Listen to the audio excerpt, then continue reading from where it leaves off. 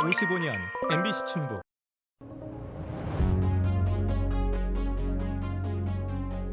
안녕하십니까. 2025 통섭의 광장에 오신 여러분 진심으로 환영합니다. 저는 오늘 진행을 맡은 송민수입니다. 반갑습니다.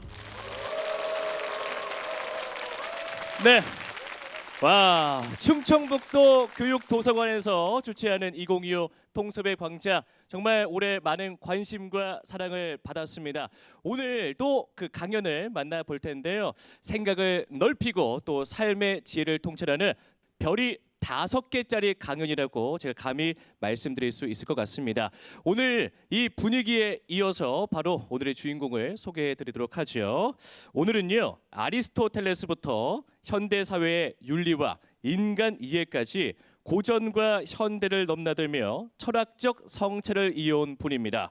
연세대학교 철학과 조대호 교수님을 큰 박수로 맞아주시죠.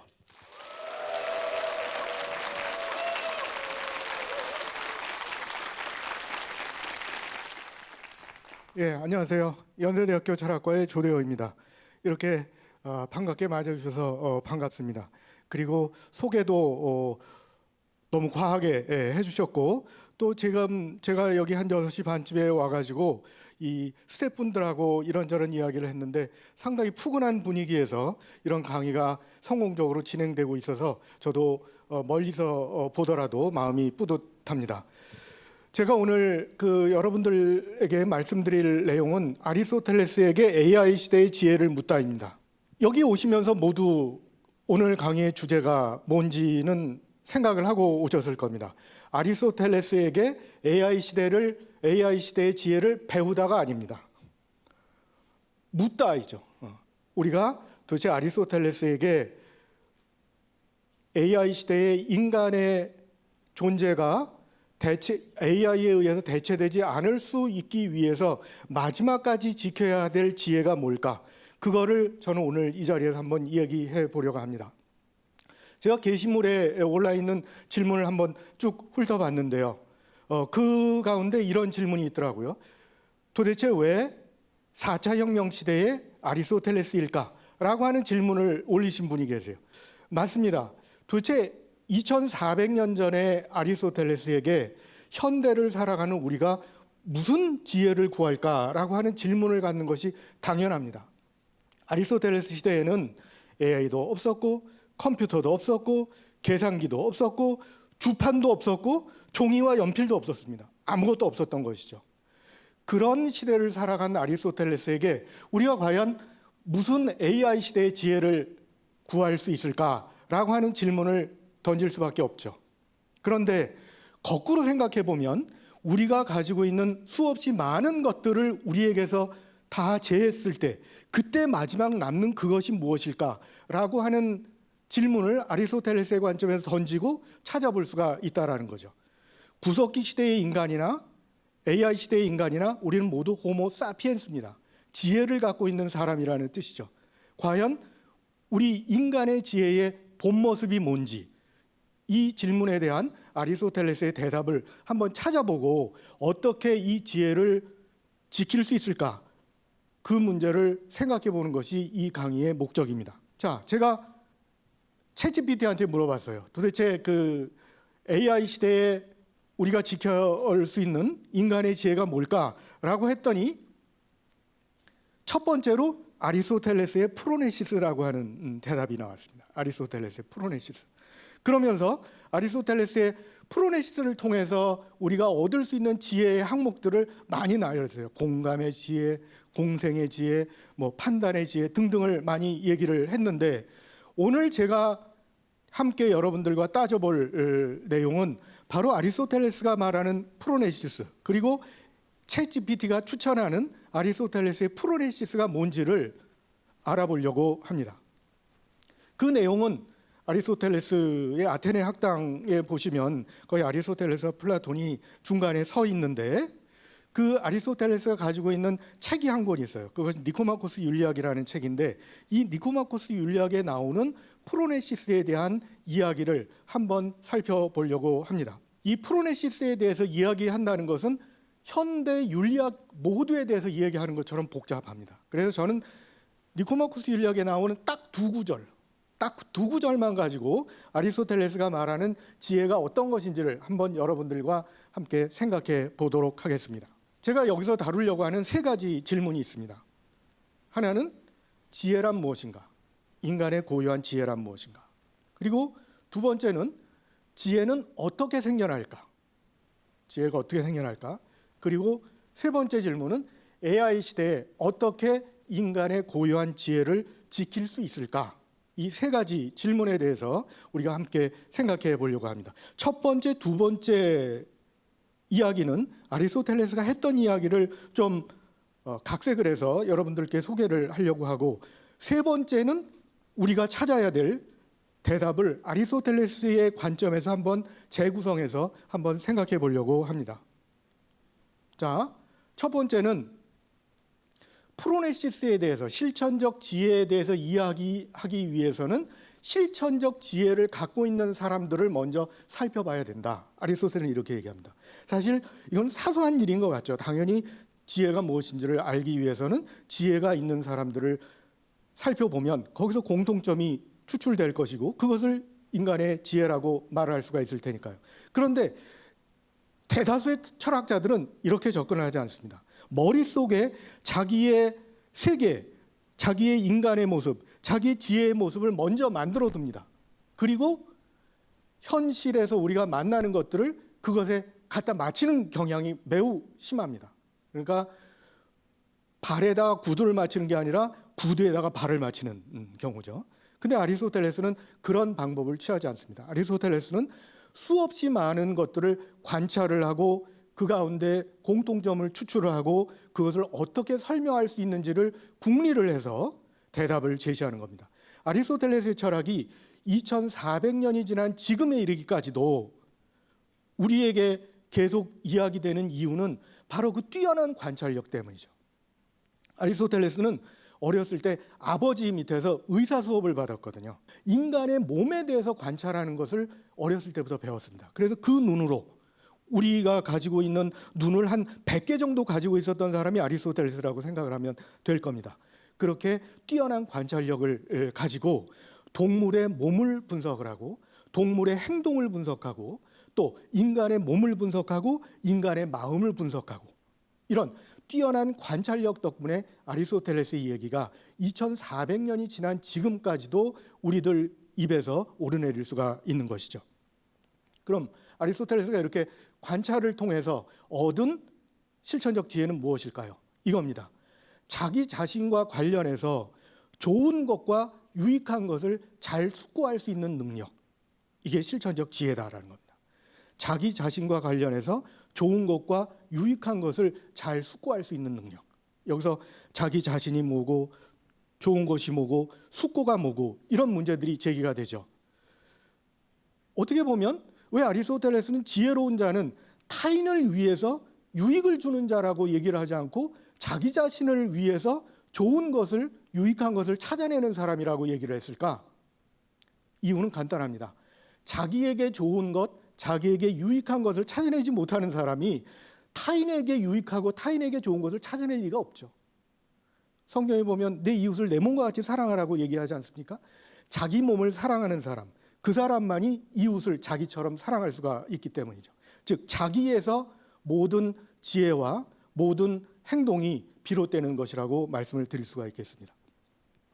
그리스인들은 매우 지혜를 추구한 사람이었습니다.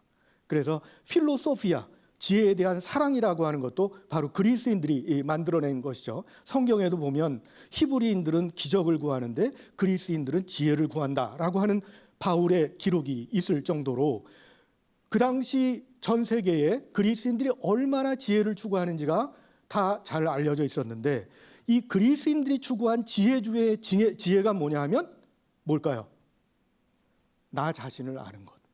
그거를 지혜 중에 지혜라고 여겼습니다. 왜냐하면 나 자신을 모른다면 내가 원하는 것을 하고 있다라고 생각을 하지만 실제로는 타인의 욕망에 의해서 움직여질 수가 있죠. 타인의 시선에 의해서 자기 자신을 자꾸 판단을 하게 됩니다. 그리고 타인이 강제한 것을 하면서 그것이 자기가 잘하는 것이라고 생각을 하게 되는 거죠. 즉 자기 자신의 삶을 전체적으로 기획할 수 없는 사람은 타인의 삶을 살면서 나중에는 후회를 하게 되죠. 헛살았다. 그렇기 때문에 아리스토텔레스는 실천적 지혜라고 하는 것은 자기 자신과 관련해서 좋은 것과 유익한 것을 잘 숙고할 수 있는 사람이다. 그런 사람이 지혜를 갖고 있는 사람이다라고 얘기를 합니다. 어떻게 보면 자기중심적이죠. 그러나 이때의 자기중심적이다라고 하는 것은 제가 보기에는 예를 들어 김민기 선생이 가졌던 자기중심적인 태도, 박경리 선생이 가졌던 자기중심적인 태도라고 볼 수가 있죠. 김민기 선생은 자기는 나는 뒷것이야. 그러면서 앞으로 나서질 않았잖아요. 자기의 원칙에 충실한 거죠. 박경리 선생은 26년 동안 원주에서 토지를 쓰는데 몰두했죠. 바깥에 나가지도 않고. 그런 자기중심적인 삶이 오히려 많은 사람에게 유익을 줄 수가 있는데 아리스토텔레스가 말하는 실천적 지혜도 그런 뜻에서 자기를 삶의 중심에 놓고 거기서부터 좋은 것과 유익을 구해내가는 삶을 사는 사람, 이것이 바로 실천적 지혜를 갖고 있는 사람이라고 아리스토텔레스는 생각을 했습니다. 마지막으로 이 실천적 지혜라고 하는 것은 전문적인 지혜와는 다르다라고 아리스토텔레스는 얘기합니다. 우리가 건강하기 위해서는 의사의 지혜를 구해야 되고, 우리가 또 뭐 근육을 만들기 위해서는 헬스 센터에 가가지고 피트니스 코치의 지도를 받아야 되고, 그런 것들은 다 전문적인 지혜죠. 그러나 아무리 훌륭한 의사라고 하더라도, 여기 의사 선생님이 계신지는 모르겠지만 삶이 개판일 수가 있죠. 다른 삶이 엉망진창일 수가 있죠. 다른 사람에게는 배가 너무 나왔으니 이제 좀 배를 빼세요. 술은 그만두세요 하면서 자기는 이제 포금을 하는 것처럼, 그렇게 전문적 지혜가 있는가 하면 그런 전문적 지혜를 총체적으로 관리하는 메타 지혜가 있는 거죠. 여러 정보들을 취합해가지고 그것들을 잘 조율을 하고 자기에게 최선의 것이 어떤 것인지를 판단을 하고 결정을 해낼 때 그때 동원되는 지혜가 바로 실천적 지혜인 것입니다. 그런 점에서 실천적 지혜라고 하는 것은 자기가 중심에 있는 자기 기획적인 삶을 살아가는 사람의 지혜이고, 그리고 이 지혜는 메타 지혜다. 어떤 다른 지혜가 있다면, 다른 정보들이 있다면 그것들을 활용할 수 있는, 총체적으로 활용할 수 있는 지혜다. 이렇게 말씀을 드릴 수가 있습니다. 자, 그런데 이제 숙고라고 하는 말을 씁니다. 숙고라고 하는 말은 생각을 익힌다, 생각을 깊이 한다라는 뜻이죠. 그런데 숙고가 무엇인지에 대한 아리스토텔레스의 생각을 좀 더 깊이 있게 따져보려면 숙고의 어원을 좀 생각해 볼 필요가 있습니다. 숙고를 영어로 딜리버레이션이라고 하는데, 딜리버레이션이라고 하는 것은 무게를 달다라는 겁니다. 무게를 달다라는 뜻이에요. 웨잉이라는 뜻이죠. 저울질을 잘하는 것, 이것이 숙고를 잘하는 것이라는 뜻입니다. 예를 들어서 법원이나 또는 법과 관련된 기관의 입구에 들어가면 저런 DK 여신의 상이 있습니다. DK 여신의 상이 있어요. DK 여신은 올바른 것과 그른 것, 시시비비를 가려가지고 적절한 판단을 내리는 사람이 바로 DK 여신인데, 바로 이 DK 여신의 손에 들려있는 것이 천칭 저울이죠. 바로 이런 저울질을 잘하는 것, 이것이 숙고, 딜리버레이션의 의미입니다. 그런데 이것은 라틴어에서 딜리버레이션의 뜻을 추측한 것이 되겠고, 아리스토텔레스 자신에게 있어서 딜리버레이션은 또 뭘까? 그건 좀 다른 의미를 갖습니다. 아리스토텔레스는 딜리버레이션을 부울레우시스라고 부르는데, 이 낱말은 부울레라고 하는 말에서 나온 겁니다. 아시다시피 그리스는 민주정의 나라였어요. 그래서 모든 시민들이 참여하는 민회가 있었고, 그리고 그런 민회와 좀 더 높은 기구로서 지금 세나트라고 얘기를 할 수가 있는 각 부족에서 한 50명씩 뽑아가지고 한 500명으로 구성된 부울레가 있었습니다. 부울레에서 어떤 법안을 심의하면 그 최종 결정을 민회에서 하는 것이 그리스 민주정의 절차였습니다. 바로 이 부울레에서 나온 말이 부울레우시스고, 그것을 우리는 숙고라고 부릅니다. 부울레가 열리면, 심의가 열리면 어떻게 하겠어요? 각자 저마다 자신의 이야기를 하겠죠. 우리가 미국에서 관세 압박이 심한데 이 관세 압박을 돌파할 수 있는 방법이 뭘까요? 그러면 이제 각 부처 장관들이 서로 다른 이야기를 합니다. 다른 이야기를 하면서 과거의 기억도 떠올리죠. 옛날에는요 이래저래 했었는데 이러저러한 방법이 좋지 않더라고요. 뭐 이렇게도 얘기를 할 수가 있죠. 그래서 먼저 질문을 하고 그리고 그 질문에 대해서 답으로 제시될 수 있는 것들을 쭉 제시를 하고 또 그것들을 비교를 합니다. 물론 이 비교를 할 때는 당연히 이유를 따질 수밖에 없겠죠. 그것이 왜 A라고 하는 안이 B라고 하는 안보다 더 좋은가에 대한 따져보기가 수반될 수밖에 없습니다. 이것이 부울레에서 하는 일이었고 사실 이러한 부울레에서 하는 일 모두가 우리에게서 내면에서 일어나는 일이기도 하죠. 그것이 바로 숙고입니다. 그래서 부울레우시스라고 하는 것은 카운셀에서 어떤 회의장에서 서로 논의하다라는 뜻이지만 회의장에서 논의하는 그러한 과정이 우리 자신 안에서 일어날 때 그것을 바로 숙고라고 하는 것입니다. 즉 어떤 모든 문제를 해결하기 위해서는 질문을 던지고 그 질문에 대해서 여러 가지 답들을 떠올리고 그것들을 비교해 가지고 최선의 결정을 내리는 것, 그것이 바로 숙고의 과정이죠. 그러니까 자기 자신에게 가장 유익하고 가장 좋은 것이 무엇인지를 결정하기 위한 과정이 숙고다라고 말씀을 드릴 수가 있죠. 그 숙고의 과정을 간단하게 그림을 그리면 바로 이 왼쪽에 있는 그런 도표와 같습니다. 오른쪽에 있는 도표는 그야말로 상명하복의 구조를 가지고 있어요. 위에서 명령을 내리면 그 다음 사람이 그걸 따르고 그 다음 사람이 따라야 될 것을 그 다음에 지시를 하고 이런 식으로 단선적으로 이루어집니다. 물론 A라고 하는 목적을 성취하기 위해서는 B단계, C단계, D단계 여러 단계가 이루어지지만 이 단계들이 직선적으로 연결이 되어 있다는 것이죠. 그에 비해서 이 숙고라고 하는 과정은 A라고 하는 목적을 이루기 위해서 A라고 하는 문제를 해결하기 위해서 다양한 방법들이 논의가 됩니다. B1, B2, B3 그중에서 어느 하나를 선택하게 되면 또 그것을 실행하기 위한 방법을 또 생각하고 또 C2를 결정하게 되면 C2를 결정하기 위한 D1, D2, D3를 결정을 하고 이런 방식으로 다층적이고 다선적인 과정이 사유의 과정이라고 말을 할 수가 있죠. 그 사유의 과정이 바로 숙고라고 말할 수가 있습니다. 여러분들이 제가 뭐 많은 예를 들지는 않겠지만 여러분들이 스스로 한번 생각을 할 때 어떤 방식으로 내 생각이 진행되는지를 한번 곰곰이 따져보시면 바로 우리는 인간은 모두 이런 방식으로 생각을 한다라고 하는 사실을 아실 수 있을 거예요.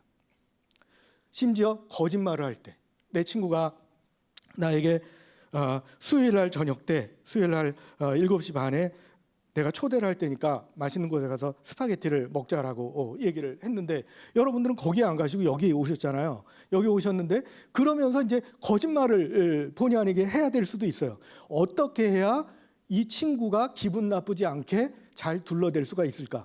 이 거짓말을 꾸미는 과정조차도 바로 이런 숙고의 과정을 거친다는 거죠. 과학적 발견, 새로운 도구를 만드는 것, 이야기를 꾸미는 것, 모든 창작 이런 모든 것들이 다 동일한 구조로 설명이 될 수가 있다는 거죠. 숙고의 구조가 인간 생각의 가장 기본적인 틀을 이룬다라고 말씀을 드릴 수가 있습니다. 자, 여기 두 개의 그림이 있습니다. 두 개의 그림. 하나는 침팬지가 호도를 주워 가지고 그것을 평평한 나무 돌 위에 얹어놓고 둥그런 돌을 가지고 그 포도알을 깨는 광경이고 그 옆에는 또 뼈다귀를 또 뭐 어떤 그 다른 돌 같은 걸로 깨는 장면이 그려져 있는데 이 둘은 똑같아 보이죠. 무엇이 다를까요? 이 둘의 차이가 뭘까요? 자세히 보시면 이 둘의 차이가 있는데 침팬지는 호도를 깨먹기 위해서 망치질을 하고 있습니다. 여기에 있는 이 구석기 시대의 사람은 호도를 깨먹을 수 있는 도구를 만들기 위해서 망치질을 하고 있어요. 즉 도구의 도구를 만든다는 거죠. 제가 이제 그 동물과 인간의 차이에 대한 동물과 인간의 인지 능력의 차이에 대한 논의를 한 10년 정도 쭉 추적해 왔습니다. 도대체 인간과 동물의 차이가 뭘까? 아리스토텔레스는 인간만이 어떤 숙고의 능력을 가지고 있다고 하는데 오늘날 동물 행동학의 연구에 따르면 동물들도 숙고 능력이 있고 이렇게 계획하는 능력이 있다라고 얘기하는데 그럼 아리스토텔레스가 틀리지 않았나라고 하는 주장이 있어가지고 아리스토텔레스 입장에서는 이 문제에 대해서 어떻게 대답을 할까 그래서 제가 좀 따져봤습니다. 그랬더니 동물이 할 수 없는 일이 딱 하나 있어요. 도구를 사용하는 것은 동물도 합니다. 도구에 도구를 만드는 것을 동물은 못해요. 2차적인 도구를 동물은 만들 수가 없습니다. 아무리 영리한 까마귀도 그렇고 이런 침팬지도 그렇고 도구에 도구를 만들고 도구에 도구를 만들기 위한 도구를 만들고 바로 이러한 인간 기계 문명의 발달 과정 배후에는 바로 그런 숙고가 있다라고 말씀을 드릴 수가 있는 거예요. 끊임없이 새로운 것을 떠올리고 새로운 것과 과거의 것을 비교하고 그리고 새로운 것이 과거의 것보다 더 낫다라고 생각할 때는 그 새로운 것을 선택을 해가지고 그것을 도구로 만들거나 실행을 하게 되는 것. 바로 이것이 인간이 갖고 있는 고유한 측면이다. 바로 이것 때문에 인간은 호모 사피엔스라고 불릴 수가 있다. 이렇게 말씀을 드릴 수가 있겠습니다. 이런 생각은 아리스토텔레스만 했던 것이 아니에요. 2002년에 심리학자로서 노벨 경제학상을 받은 카네만이라고 하는 사람이 있습니다.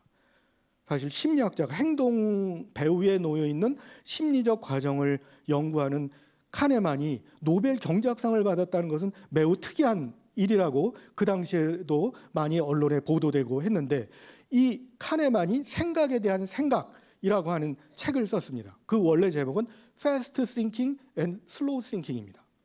Fast Thinking은 뭐냐? 직선적인 과정, 다층적이지만 직선적인 과정, 그것이 Fast Thinking이에요. 그리고 다층적이면서 또 다선적인 과정, 이것이 Slow Thinking이죠. 왜냐하면 하나의 문제에 대해서 대답을 찾아나가는 과정은 시간이 오래 걸리기 때문입니다. 예를 들어서 우리가 자동차 운전을 한다. 그러면 직장에서 집에 오는 길까지 자동차 운전을 할 때는 별 생각 없이 그냥 직관적으로 움직일 거예요. 그리고 누가 나한테 험악한 인상을 지으면 나도 거기에 똑같이 반응을 해서 험악한 인상을 짓겠죠. 이것이 바로 Fast Thinking의 내용입니다. Slow Thinking의 내용은 뭐냐면 분석을 하고 따지고 이유를 따지고 상상을 하고 이런 정신을 집중한 그런 모든 과정들이 동반되는 과정이 그의 슬로우 싱킹이에요. 아리스토텔레스도 니코마코스 윤리학에서 숙고는 오랜 시간이 걸린다. 숙고는 느리다라고 얘기한다. 그러니까 카네만이 얘기했던 느린 사유, 이걸 시스템 2라고 하는데 시스템 1에 해당되는 빠른 사유에 대비되는 시스템 2의 느린 생각, 이것이 바로 아리스토텔레스가 얘기했던 숙고에 해당이 됩니다. 카네만도 물론 이 느린 사유, 시스템 2의 생각은 오직 인간에게만 유니크하다라고 얘기를 하고 있습니다. 문제는 시스템 2에 해당되는 느린 사유를 AI가 다 한다는 거예요. 그것도 아주 빨리 한다는 거예요. 제가 이제 신문을 보면서 이제 AI에 대한 계속되는 연구 내용을 이렇게 버전업 시켜가면서 추적을 하고 있습니다. 제가 철학을 하면서 그 AI에 대한 전문 논문을 읽을 여유는 없지만 적어도 신문에 보도된 것들을 계속 따라가고 있는데 심지어 이제는 수학 문제 풀이라고 하는 것도, 즉 카네만이 시스템 2의 생각의 어떤 전형적인 과정이라고 얘기한 그런 느린 사유도 AI가 빨리 해결해 버린다는 거예요.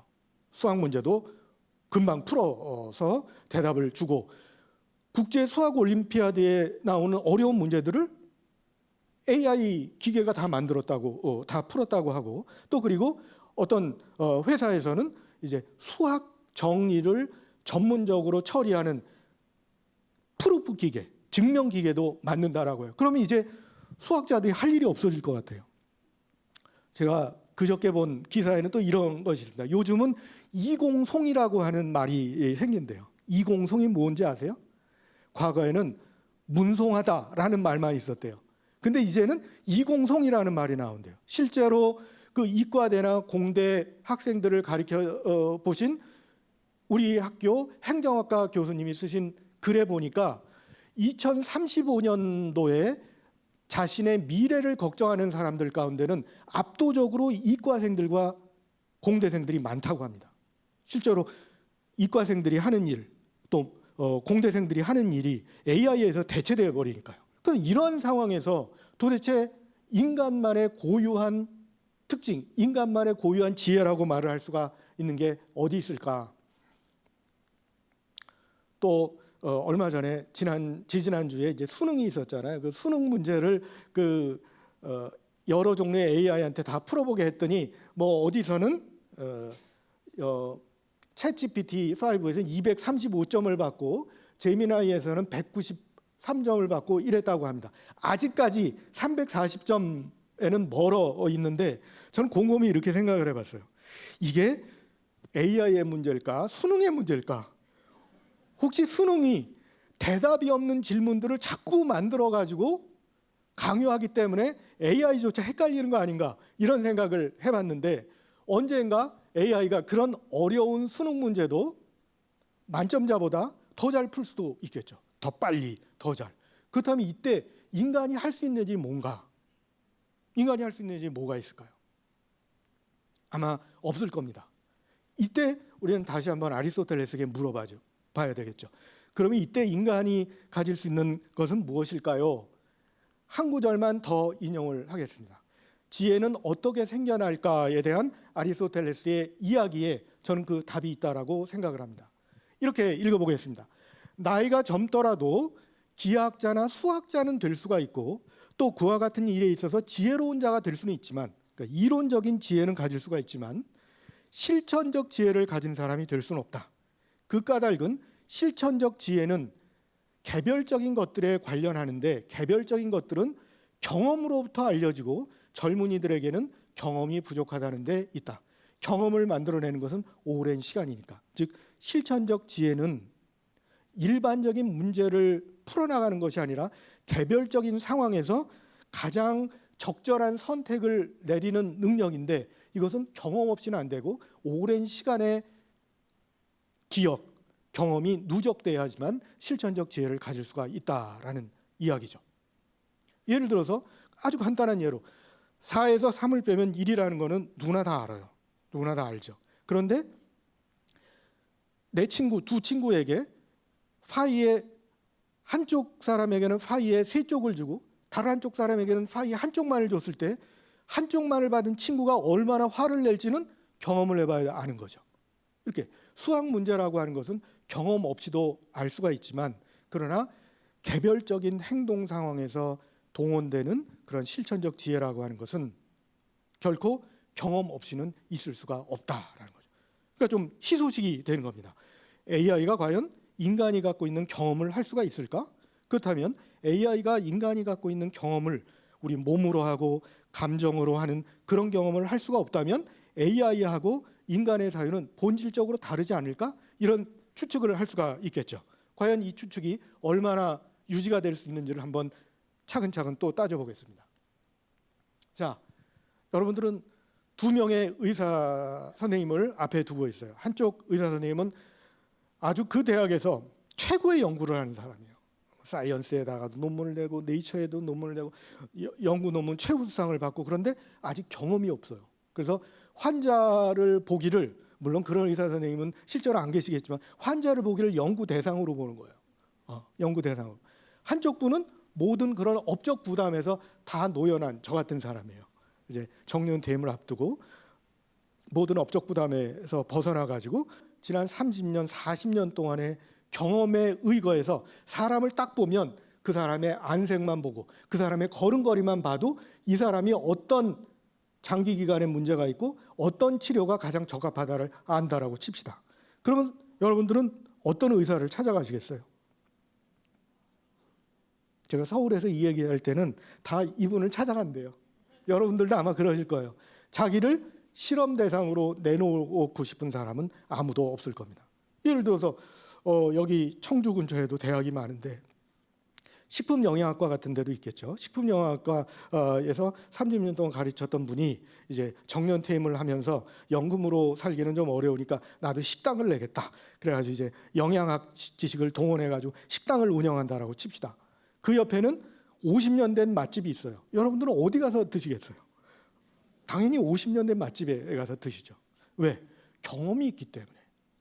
실천적 지혜는 이론적인 정보를 조합하고 그것들을 비교하고 판단하는 데서 생겨나는 것이 아니라 구체적인 경험에서 생겨나는 것이거든요. 그러니까 이런 나이 든 의사를 찾아가는 것이고 50년 된 맛집을 찾아가 가지고 손맛을 따르게 되는 겁니다. 그럼 이때 경험이라는 것은 도대체 어떤 성격을 갖고 있느냐, 이것도 한번 그 어원을 따져볼 필요가 있을 것 같아요. 경험을 영어로 experience라고 합니다. 근데 이것은 experir이라고 하는 영어 낱말에서 라틴어 낱말에서 나왔죠. 이 낱말은 시도하다라는 뜻입니다. 시도하다. 그래서 experience, experiment, expert 이런 모든 용어들은 시험을 많이 해본 사람이라는 뜻이죠. 시험을 통해서 얻게 되는 지식, 이것이 바로 experience입니다. 그리스어에서도 똑같아요. 엠페이리아라고 하는 그리스어가 있는데 아리스토텔레스가 바로 경험을 얘기할 때 이 엠페이리아라고 하는 말을 사용을 하는데 이 엠페이리아라고 하는 말이 페라리라고 하는 시도하다라는 뜻에서 나온 겁니다. 시도는 항상 실패를 동반하게 돼 있죠. 처음부터 성공하는 사람은 없습니다. 실패를 하고 거기서 쓴맛을 보고 그다음에 또 다시 시도를 하고 그것이 성공했을 때 기쁨을 느끼고 이런 일련의 과정이 바로 경험의 과정이고 이 과정을 통해서 우리는 시행과 착오의 알을 얻게 되고 경험, 체험, 실험, 탐험, 모험 이런 모든 것들은 험한 일이에요. 다 험하죠. 항상 실패가 따르고 좌절이 따르고 눈물이 따르고 이런 점에서 험한 일들인데 이런 험한 경험이 우리에게 주는 것이 있습니다. 그것은 바로 내가 잘할 수 있는 것과 잘하지 못하는 것을 우리에게 알려줍니다. 이거는 이론적으로는 도무지 결정할 수 없는 일이죠. 내가 무엇을 했더니 난 이거 잘하더라. 잘할 수 있는 것과 못할 수 있는 것을 경험을 통해서 파악을 하고 어떤 것은 내게 엄청난 몰입을 가져다주고 성취감을 주는데 어떤 것은 재미없더라. 내가 그것을 성취했다고 하더라도 재미없더라. 즉 즐거운 것과 즐겁지 않은 것에 대한 판단을 가져다 줍니다. 나와 잘 맞는 사람과 그렇지 않은 사람을 또 판단하게 해주는 것이 경험입니다. 경험 세계 속에서 사람들과 부딪히다 보면 저 사람은 나하고 전혀 안 맞아. 저 사람은 나하고 MBTI가 완전히 극이네. 이런 얘기를 하겠죠. 그런 뜻에서 경험이라고 하는 것은 나의 능력, 나의 욕망, 내가 잘 유지할 수 있는 사회적 관계 이런 모든 것들을 알려주는 것이고 결국 그 모든 것들은 나 자신에 대한 알미라고 하는 낱말로 수렴이 될 수가 있습니다. 그리스에서 최초의 철학자라고 불리는 탈레스라고 하는 사람이 있었습니다. 매우 그리스에서 뛰어난 현자였기 때문에 많은 사람들이 이 사람에게 찾아가 가지고 조언을 구했는데 어느 날 어떤 사람이 탈레스를 찾아가서 물었습니다. 이 세상에서 제일 어려운 것이 뭔가요? 그랬더니 탈레스가 나 자신을 아는 것. 그게 제일 어렵다. 그 다음에 이 세상에서 제일 쉬운 것은 뭔가요? 남에게 조언하는 것. 이렇게 대답을 했습니다. 탈레스도 지혜의 지혜가 나 자신을 아는 것이라고 생각을 하면서 이 나 자신을 아는 것이 너무너무 어렵다라고 생각을 했었는데 물론 어렵지만 그럼에도 불구하고 나 자신을 아는 길이 있다면 바로 그것은 경험을 통해서 나 자신의 능력과 나 자신의 진짜 욕망과 나 자신의 좋은 사회적 관계를 체험을 할 수가 있는 것이죠. 그 나 자신에 대한 알매 이르는 길이 하나 있다면 그것은 경험이다라는 겁니다. 또 이런 질문을 던졌습니다. AI가 내 경험을 대신할 수 있을까? 질문을 던졌어요.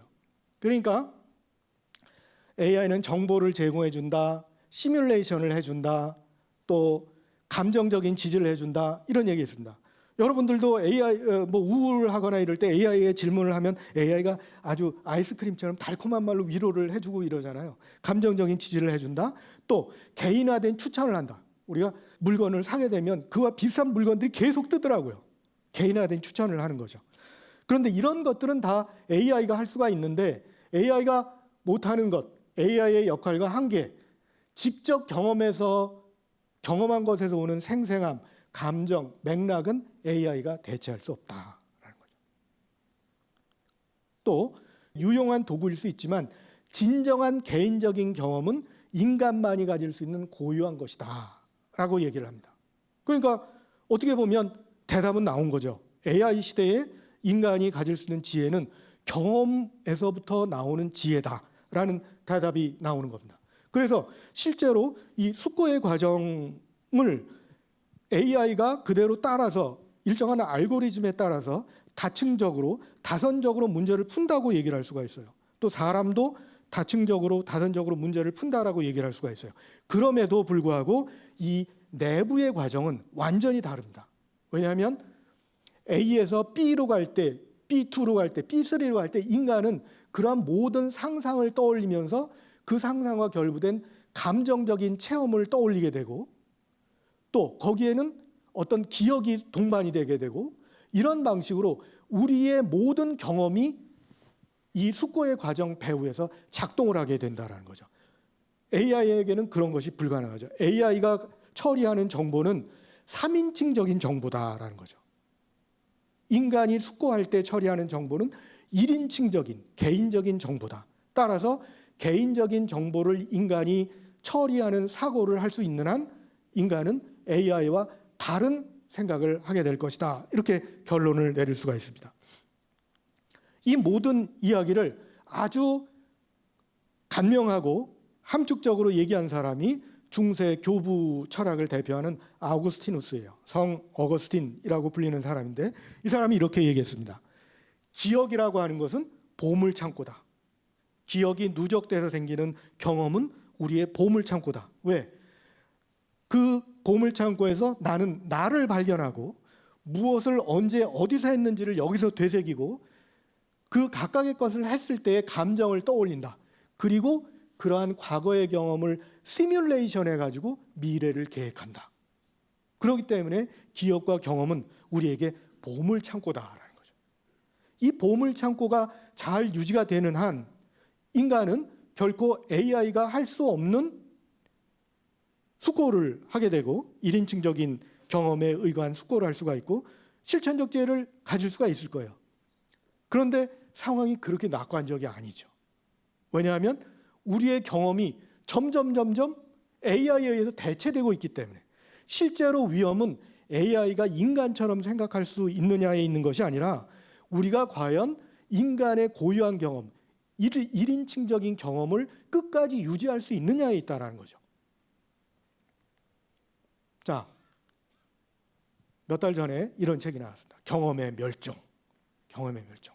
읽어보신 분들이 계실지 모르겠어요. 미국 연구자가 쓴 건데 우리가 AI 시대에 얼마나 많은 정보들이 우리에게 손쉽게 주어짐으로써 우리가 더 이상 시행착오의 경험을 할 수 없게 되는가에 대한 자료들을 소개한 책입니다. 여기서 던지는 질문이 기술이 경험을 대체하는 시대, 인간은 계속 인간일 수 있을까? 네, 이게 아주 심각한 문제죠. 우리가 경험을 하고 1인칭적인 경험을 하고 숙고를 하고 지혜를 발휘할 수 있다면 인간의 고유성이 유지가 되지만 경험 자체가 사라져 버린다면 인간은 AI에 의해서 언젠가는 대체될 수밖에 없다라는 겁니다. 이 저자는 우리의 인간적인 경험이 사용자 경험으로 대체가 된다라고 얘기해요. 사용자 경험이 무슨 뜻인지는 짐작을 하실 수가 있겠죠. 사용자 경험은 실체가 없는 디지털이고 우리는 몸으로 경험을 하고 감정이 수반되는 아날로그식의 경험을 하는데 사용자 경험은 실체가 없는 디지털이고 추적 가능하고 내가 뭘 샀는지 다 알아요. 내밀함이 없다라는 거죠. 데이터베이스화 돼 있고 우리의 모든 행동과 기억은 무의식의 깊은 곳에 저장이 되는데 사용자 경험은 AI의 데이터베이스에 저장이 된다는 거죠. 항상 매개자가 있다. 누군가 그것을 컨트롤한다는 거예요. 그러면서 이 경험의 멸종의 저자는 그럼에도 불구하고 우리가 자꾸 AI에 몰두하는 이유가 뭐냐? 얻은 것은 정량화할 수 있지만 잃어버린 것은 그럴 수 없기 때문에. 즉 우리가 AI를 사용을 하고 사용자 경험을 하면서 얻게 되는 것들에만 너무 신경을 쓰다 보니까 우리가 그렇게 함으로써 잃어버리는 것에 대해서는 생각을 안 한다는 거죠. 그 잃어버린 것이 뭘까? 그 잃어버린 것을 찾아야 될 텐데 그걸 어떻게 찾을까? 경험이죠. 경험을 어떻게 찾을까? 이건 어떻게 보면은 여기 앉아 계신 분들을 위한 이야기이기도 하고 그것보다도 여러분들의 자녀 세대를 위한 이야기가 될 수도 있습니다. 앞으로의 세대가 어떻게 AI에 대체될 수 없는 인간의 고유성을 지킬 수 있을까? 어린아이들이 가질 수 있는 경험은 어떻게 확보될 수 있을까라는 이야기가 될 수가 있겠습니다. 자, 이런 사용자 경험에 의해서 모든 것을 결정하는 사람을 호모 프롬프투스라고 합니다. 지시어에 따라서 착착착착 모든 것들이 처리가 되죠. 모든 것들이 다 준비가 되어 있어요. 내가 움직이지 않아도 AI를 통해서 모든 정보들이 다 처리가 되죠. 그런데 25년 뒤 인류의 모습을 인공지능 AI가 예측했는데 이런 모습으로 됐어요. 반지의 제왕을 아시는 분 계시면 거기에 보면은 이런 인물이 등장을 하죠. 골룸이 등장을 하는데 바로 이러한 모습으로 인간의 모습이 대체될 것이다. 그냥 컴퓨터 자판에 앉아가지고 움직이지도 않기 때문에 배는 나오고 머리는 벗겨지고 신경통이 오고 오로지 컴퓨터 없이는 아무것도 할 수 없는 이런 인간이 될 것이다. 그렇다면 우리가 잃어버린 것 여기에 비해서 다시 찾아야 될 것은 무엇일까? 저는 그건 인간의 놀이본성이라고 생각을 합니다. 놀이본성. 인간에게는 놀이본성이 있죠. 누구나 놀아요. 여러분들도 어렸을 때 많이 놀았을 것이고 지금도 놀고 계신 분들이 계실 텐데 인간에게는 본질적으로 놀이본성이 있다. 그리고 놀이를 통해서 경험을 쌓는다라는 거죠. 이 놀이가 죽으면 경험이 죽는다. 이렇게 얘기를 할 수가 있겠고 그런 뜻에서 놀이는 경험의 경험이다라고도 얘기를 할 수가 있겠죠. 경험을 통해서 내가 얼마나 만족감을 느끼고 몰입을 할 수 있는지를 경험할 수 있는 계기가 바로 놀이가 된다라는 거죠. 이 놀이 본성을 찾아야 되는데 자 어떨까요? 여기 오징어 게임을 하는 아이들이 있습니다. 오징어 게임을 하는 아이들. 여러분들 가운데 오징어 게임을 해보신 분이 한 절반 정도 될 것 같고 안 해보신 분이 절반 정도 될 것 같고 오징어 게임 해보신 분 한번 손 들어보세요. 예. 거의 절반 정도 되는 것 같아요. 적어도 뭐 한 70년대까지는 오징어 게임을 다 했단 말이에요. 오징어 게임을 보면 거기에는 룰이 항상 있어요. 룰이 있고 그리고 승패가 갈리고 그리고 편이 나뉘어지게 됩니다. 그리고 이 오징어의 머리를 밟기 위해서 전략을 짜는 거죠. 전략을 짜. 그런 점에서 이 오징어 게임이라고 하는 놀이에는 사회적 관계가 동원이 되고 승리와 패배감이 동반이 되고 인지 능력이 동반이 되고 이런 인간이 갖고 있는 많은 능력들이 이 오징어 게임에서 동반이 되고 쓰여지게 되는 것입니다. 또 고무줄 하는 모습을 제가 직접 찍고 싶었는데 어디서도 고무줄 하는 모습을 찍을 수가 없었어요. 네. 어디서 찍을 수가 없어가지고 어디 인터넷에 떠돌아다니는 이런 사진을 찍었는데 저는 이 사진을 보는 순간 애들의 표정이 너무 행복하다. 이걸 느꼈어요. 왜? 여러분들 가운데서도 고무줄 놀이를 생각하시는 분들은 고무줄을 끊겨갔던 그 남자친구에 대한 분노심도 떠오르겠지만 고무줄을 했을 때의 성취감도 떠오를 거예요. 얼마나 행복해요. 나이가 많은 아이, 나이가 적은 아이, 여기서 구경하는 아이, 또 남자애들도 뒤에서 그걸 구경하면서 정말 행복한 모습을 보여주고 있죠. 여기에는 규칙이 있고 여기서도 전략이 있고 몸이 동원되는 아날로그적인 정보가 쌓여나가는 과정이라고 볼 수가 있죠. 놀이의 공통점은 항상 놀이에는 규칙이 있습니다. 그리고 많은 경우에는 그 규칙이 승패의 규칙이죠. 그리고 승리와 패배가 따르면 승리감과 패배감, 기쁨과 실망이 따르게 됩니다. 또 전략이 있죠. 계획이 있고 상상이 있고 누가 내 깜보가 될 것인지 누가 대장이 될 것인지 그런 전략이 있습니다. 그리고 깐부, 사회적 관계가 형성이 되죠. 그래서 놀이에는 인간의 모든 능력이 동원이 된다. 가장 원초적인 경험이 놀이다. 이렇게 말씀을 드릴 수가 있을 것 같습니다. 그런데 놀이의 성격이 우리나라에서 80년대, 90년대로 넘어가서 바뀌기 시작했어요. 지금 놀이는 아마 이 오른쪽에 가까울 텐데 이 두 그림 사이의 차이가 뭔지 한번 떠올려 보세요. 이 왼쪽 그림에는 없는 것들이 오른쪽 그림에는 있습니다. 그게 뭘까요? 어른이 있죠. 어른이 있어. 그 다음에 놀이기구가 있어요. 놀이기구 배후에는 뭐가 있어요? 놀이기구를 통해서 이익을 얻는 관리인이 있다라는 거죠. 그래서 여기에 있는 어린이들이나 다 만족스러워 보이지만은 이거는 아이들의 자율적인 놀이예요. 규칙도 자기네들이 만들고 모든 것을 자기네들이 관리하고 승패를 자기네들이 받아들이고 인정을 하는 경험인데 여기서는 그런 경험이 싹 빠져 있다라는 거죠.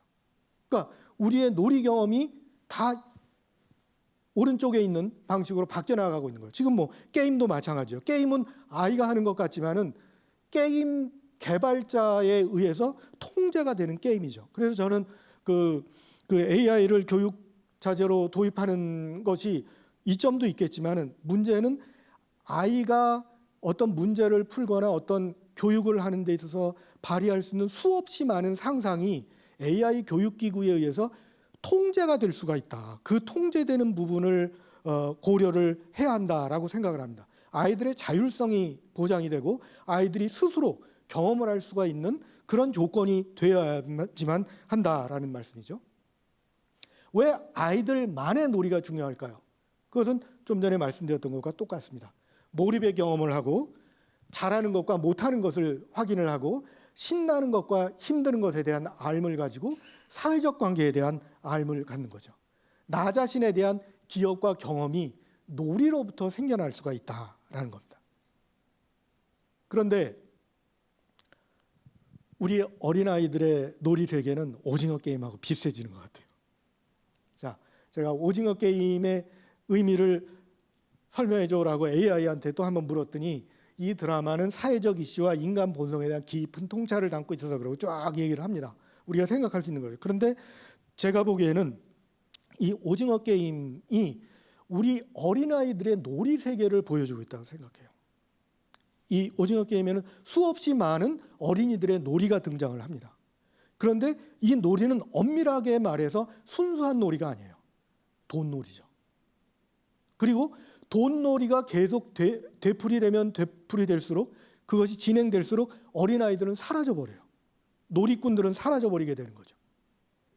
바로 그게 우리의 현실이 돼버린 거죠. 옛날에는 뭐 아이가 뭐 7명, 8명 있어도 하루 종일 바깥에 나가서 뛰어놀기 때문에 부모가 전혀 신경 쓸 필요도 없었는데 이제는 다 애들 쫓아다녀야 돼요. 뭐 어디에 보내야 되고 어디에 보내야 되고 돈이 많이 들어. 그 돈을 감당할 수 없어서 아이들을 낳지 않는 것. 그게 아이들이 사라지는 것이 아니고 뭐겠어요. 그리고 이제 태어난 아이들은 요즘은 태어남을 당하다라는 말을 한다는 것을 제가 그 손석희 질문에서 본 것 같아요. 태어남을 당하다라고 하는 태어난 아이들은 4세 고시 해가지고 뭐 4세 고시, 7세 고시 해가지고 학원을 전전을 하죠. 그리고 여기서 수없이 많은 경쟁을 하게 돼요. 그리고 그 경쟁에서 성공적으로 적응을 하는 학생들이 제가 가르치는 학생들이에요. 뛰어납니다. 뭐 PPT 작업 굉장히 잘하고 제가 낑낑거리면서 만든 PPT보다 훨씬 멋진 PPT를 만들어내고 발표도 엄청나게 잘하고 하는데 자기 확신이 없어요. 자기 확신이 없어요. 내가 뭐를 하고 싶은지를 몰라요. 그리고 내가 뭘 잘할 수 있는지를 몰라요. 경험을 해보질 못했기 때문에.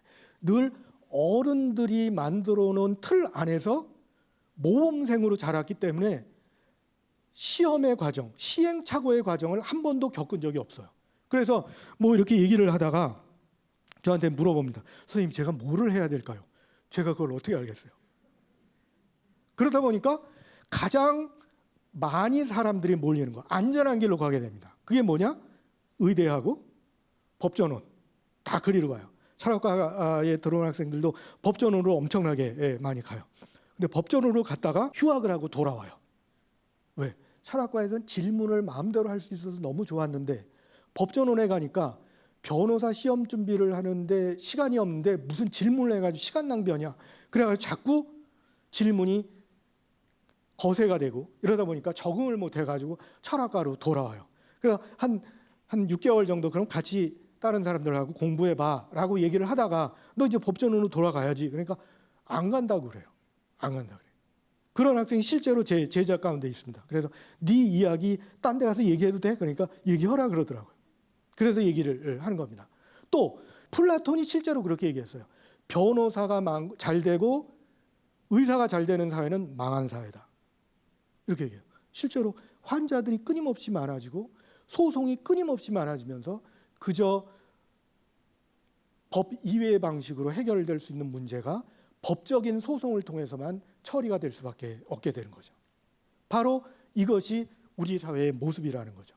제가 통섭의 광장이라고 하니까 더 많은 이야기를 할 수가 있다면 왜 우리 사회가 이렇게 그 개개인들이 원하는 다양한 일을 할 수 없도록 되었는가에 대해서도 이야기하고 싶은데 제가 보기에는 악순환이 그 안에서 생겨나는 것 같아요. 경험이 없으니까 사람이 한쪽으로 몰리고 한쪽으로 몰리다 보니까 경험을 쌓을 수가 없고 그래서 이제 결국은 그 최종적인 결과는 뭐냐?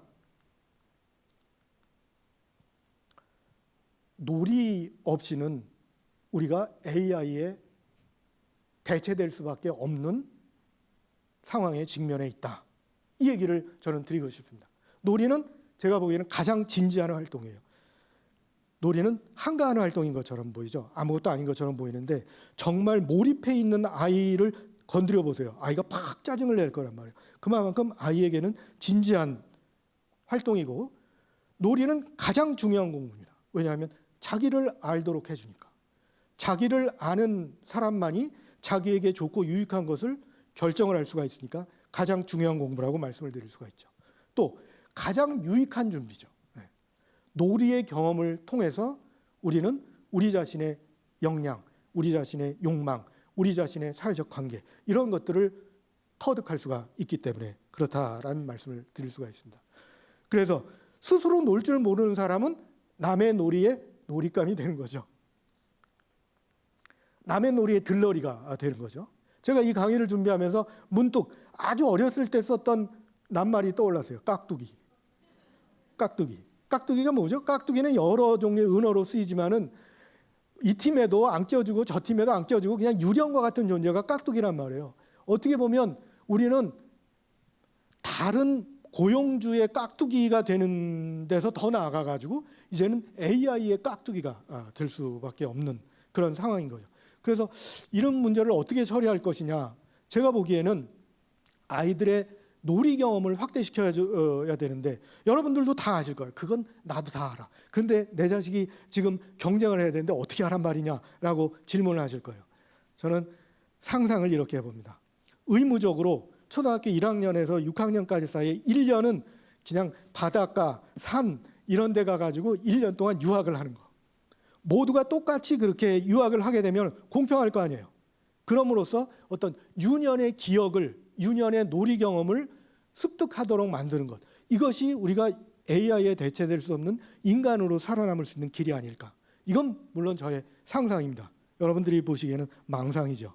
그런데 한 사람이 상상을 하면 망상이지만 우리 모두가 상상을 하면 그것이 현실이 될 수가 있다는 겁니다. 그래서 요약을 하자면 어른의 지혜는 아이의 놀이 경험에서 오고 놀이 세계의 모습이 사회 전체의 형태를 결정한다. 경험의 지혜가 사라진 사회에서 사람은 AI와 다를 게 없다. 놀이의 경험은 AI 앞에서 인간의 지혜와 가치를 지키는 길이다. 그래서 우리가 아리스토텔레스에게 AI의 지혜를 묻는다면 아마 아리스토텔레스는 내 경험에서 오는 느린 사유의 지혜, 느리더라도 내 기억 속에 있는 것들을 떠올리는 아날로그식의 사유 능력, 이것이 바로 인간의 고유성을 지키는 길이 될 것이고 바로 그러기 위해서는 경험의 경험인 놀이 경험이 필요하다라는 말씀을 드리고 싶습니다. 고맙습니다.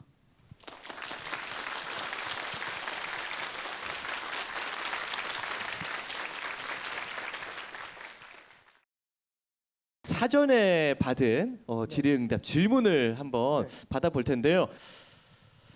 교수님의 많은 출판물이 아리스토텔레스와 관련되는 것 같습니다. 아리스토텔레스에 많은 관심을 가지고 있는 계기나 이유가 있을까요? 라는 질문이거든요.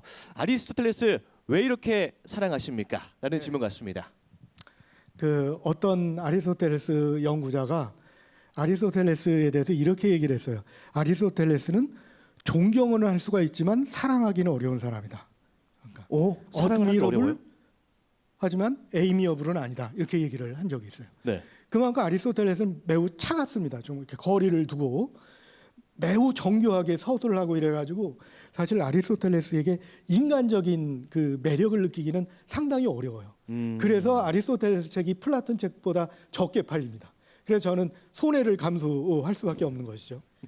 그런데 제가 오랫동안 그 아리스토텔레스를 해보다 보니까 아리스토텔레스한테는 씹으면 씹을수록 단맛이 나는 거죠. 그래요? 씹으면 씹을수록 단맛이 나고 네. 거기서 정말 놀라운 지혜를 발견해내기 때문에 우리 시대에 필요한 어떤 지혜를 찾는데도 아리스토텔레스가 했던 먼 이야기가 도움이 되는 거죠. 그래서 사실 오늘 놀이에 대한 이야기도 아리스토텔레스 한마디도 하지 않는데 경험과 놀이를 연결시킬 수 있었던 것도 그런 아리스토텔레스 덕분이라고 말씀을 드릴 수가 있겠죠. 네, 고맙습니다. 저와 가장 멀리 있는 거 제가 한번 뜯어보겠습니다. 교수님께서 생각하시는 진정한 통섭적 사고는 무엇이며 우리가 일상 속에서 혹은 교육 현장에서 이러한 사고 방식을 기르기 위해 어떤 노력과 관점의 전환이 필요하다고 보시는지 궁금합니다라는 질문이네요. 예, 꼭 생물학을 꼭 배우게 하고 싶어요. 생물학이요. 생명에 대한 존중을 가질 수 있도록 생물학을 꼭 배워서 물리학이라는 화학을 하는 사람들도 생명의 고귀함을 알았으면 좋겠고 또 그다음에 철학보다 더 앞서는 게 역사라고 생각을 합니다. 역사. 지금 세계사도 공부 안 하고 그저 국사만 공부하고 있는데 사실 역사는 한 번 과거에 일어났던 사건을 다루는 거 아니에요. 과거에 한 번 일어났던 사건은 언젠가 다시 일어날 수가 있다는 거죠. 그런 점에서 우리의 미래를 내다볼 수 있는 능력은 역사적 시각에서 오는 거기 때문에 역사를 좀 배웠으면 좋겠습니다. 현장 질문. 오늘 또 강연을 통해서 궁금한 내용이나 혹은 우리 교수님의 책을 미리 읽고 오신 분들 가운데서 궁금한 점이 있다면 직접 손을 들고 한번 질문을 한번 드려보시죠. 이렇게 AI가 인간을 대체하는 시대에서 좋은 삶, 진정한 행복은 무엇을 통해서 성취할 수 있는지 알려주시면 좋겠습니다. 본인이 10대 때 하고 싶고 잘했던 것을 지금도 하고 있는 분은 아마 행복하실 거예요.